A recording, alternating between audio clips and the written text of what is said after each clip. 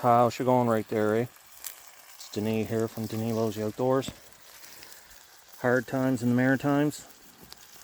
Just scrounging around. Up here, basically ran out of food pretty much, and so now I'm just heating up some bottled deer meat and some green tomatoes and garlic and some chives that we got out of our little potter plants here, and we sauteed some of those mushrooms, rehydrated them, and got that in. We're going to mix that all together.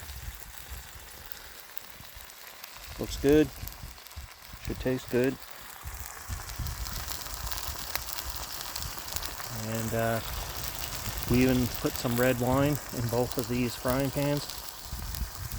Anyhow, if you could, like, share, subscribe, comment. Thanks for watching. That's the end there, eh?